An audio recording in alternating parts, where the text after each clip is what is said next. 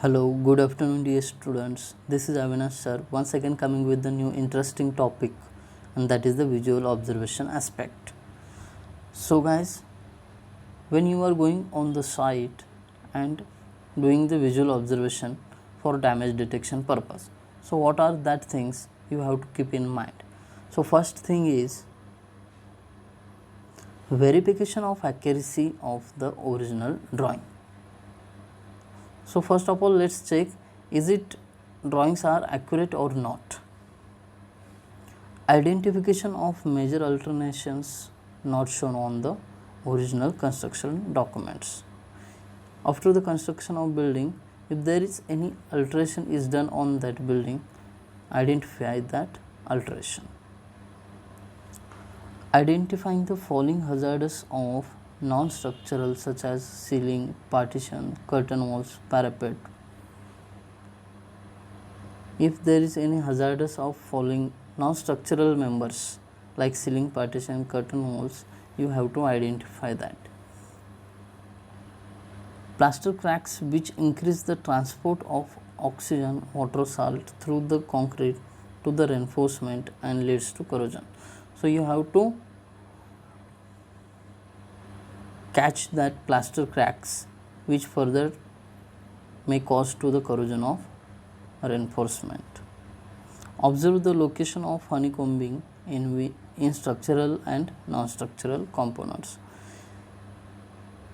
You just have to spot out the honeycombing points in the structural or non-structural components. Structural components means slab, column, beam, and non-structural means walls. Non-structural means simply I can say that the structures in which reinforcement is not provided. Next point, identify the outside plaster surface showing moss and tree growth at many places along with black patches. So you should check out the external plaster. Excessive or relative deflection in RCC components to be noted.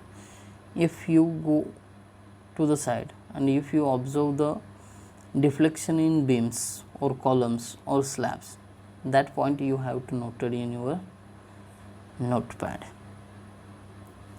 Observations with respect to soil condition, you also have to observe the soil condition, sinking floors, tiles and walls. Locate the leakage of sanitary and plumbing pipes. If there is any leakage in the sanitary or plumbing pipes, you have to locate that. Inspect the abnormal loads, pattern of loadings and deviation from the design loads. If there is any deviation from the design load, you have to note it. Or any external load or extra load is, that means abnormal load is there, you have to also note that. 11th point is that identify an unauthorized addition and alterations.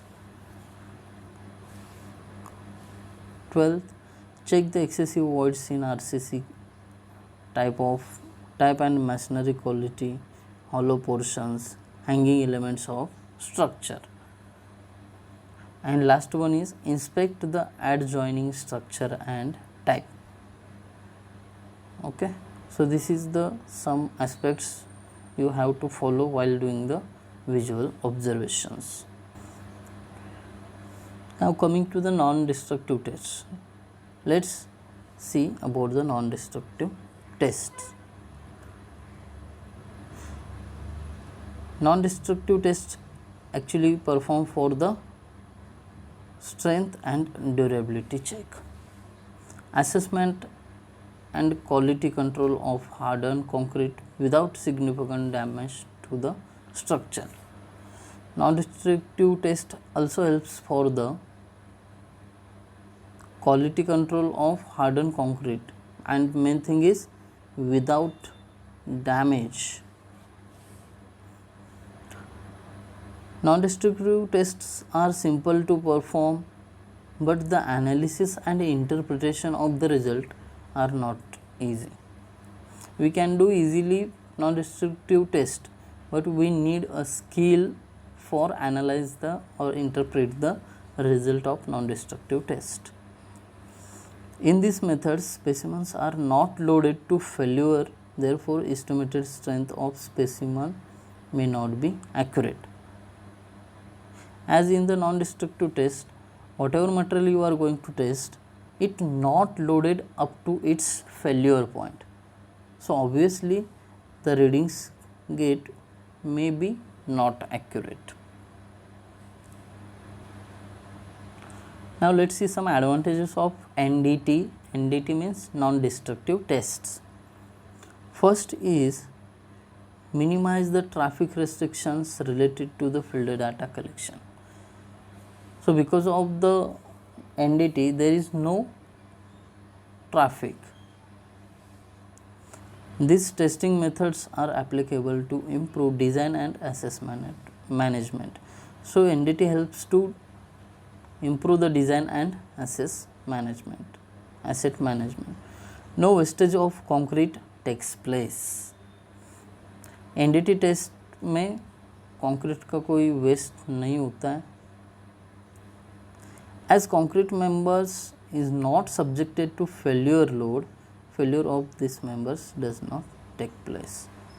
There is no failure of any member during the NDT. These tests are more popular for routine inspection of structure. This is a very important point regarding the NDT. We can do it regularly,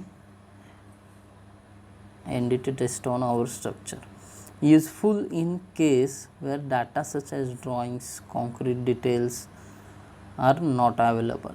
If we don't have any drawing of our building, we don't have the concrete details, at that condition we can easily perform the NDT, non-destructive tests. Along with the advantages, there may be some disadvantages also of NDT. Let's see what are the disadvantages of NDT.